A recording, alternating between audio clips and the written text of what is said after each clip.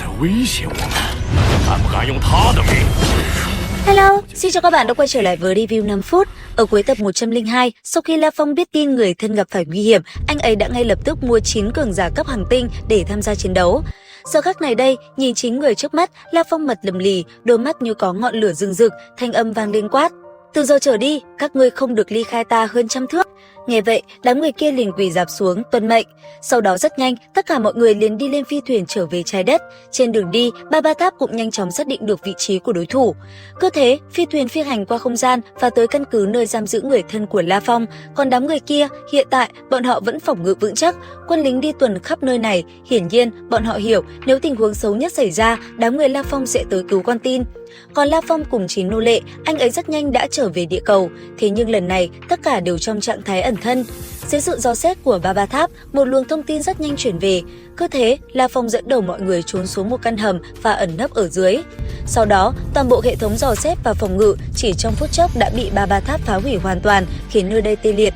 Tiếp theo, tra xét thông tin về đám lính canh, Ba Tháp liền nói cho anh cấp bậc của toàn bộ đám người kia. Nghe xong, La Phong sắc mặt khó coi. Anh ấy hiểu thực lực cùng lực lượng của đối phương nhiều hơn bên mình rất nhiều.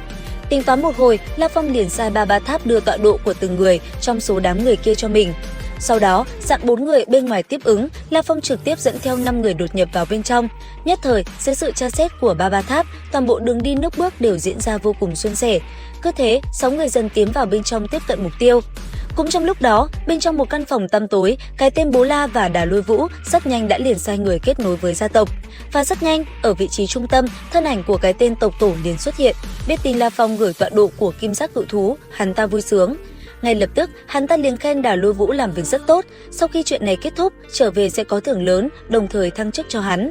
Nghe vậy, cái tên Đà Lôi Vũ vui sướng, sắc mặt hiện rõ sự vui mừng. Còn cái tên tộc tổ kia, dặn dò một hồi, hắn ta cũng liền rời đi. Chuyển cảnh tới một nơi khác. Lúc này, sau khi La Phong đột nhập vào bên trong khu phế tích, rất nhanh anh ấy đã tiếp cận căn phòng giam giữ con tin. Thế nhưng, canh gác bên ngoài có tới 2 người là hành tinh cấp 9, bởi vậy La Phong quyết định chia nhau ra hành động. Nhìn về mọi người, thanh âm La Phong vang lên nói: "Muốn cứu lấy mấy người Tử Hân và A Hoa, tất cả đều dựa cả vào chúng ta." Nghe vậy, mấy vị nô lệ cúi người tuân mệnh. Sau đó, mọi người liền hành động. Dẫn theo 4 vị nô lệ, La Phong liền đảo lên phía trước tấn công. Nhất thời, một cuộc chiến cũng liền diễn ra. Rất nhanh, tất cả liền lao vào chiến đấu, công kích cũng liền đánh ra. Nháy mắt, bên gia tộc Nặc Lam Sơn đã tổn thất 1/4 nhân lực. Thế nhưng, bọn họ lại không thể làm gì. Bây giờ, đám người này chỉ biết lục soát mà thôi. Trong lúc đó, một vị thân vệ có thân hình khổng lồ cũng nhanh chóng phá nát cửa vào căn phòng giam giữ Tử Hân. Thế vậy, đám người kia liền giật mình. Ngay lập tức, thanh âm báo động liền vang lên, bọn họ liền chuyển sang trạng thái phòng thủ. Ở bên ngoài, hai vị nô lệ cũng rất nhanh cản lại hai tên hành tinh cấp 9 của đối thủ, giao chiến là vô cùng ác liệt. Còn La Phong, anh ấy bị đối phương ngăn cản rất ác liệt. Tuy nhiên, sau khi vào được căn phòng kia, Ma Vân Đằng đã liền phóng ra. Sau đó, một cuộn dây đã liền cuốn lấy người bề con tin ở trong căn phòng. Tuy vậy, anh ấy đã ngay lập tức bị công kích từ trên trời cao ập xuống. Cả trang viện trong nháy mắt ầm ầm nổ tung, sóng xung kích mắt thường có thể thấy được rít lên lan ra 4 phương 8 hướng. Thế vậy, Đà Lôi Vũ rất nhanh đã đến địa điểm giam giữ con tin. Nhìn La Phong, hắn ta thanh âm vang lên quát: "Bắt lấy người mà quyết sắc chiến y đi." Dứt lời, hắn ta như tia chớp phóng lên cao. Sau đó, tên này liền lao về phía La Phong giao chiến. Nhất thời, giữa không trung, một cuộc chiến kịch liệt giữa Lôi Vũ và La Phong bạo phát. Tuy nhiên, sau một hồi, La Phong vẫn bị đánh bay. Thế nhưng, La Phong đã kịp thời nhờ nô lệ mang theo người thân vào phi thuyền, sau đó mang họ đến một địa chỉ đã có sẵn tọa độ.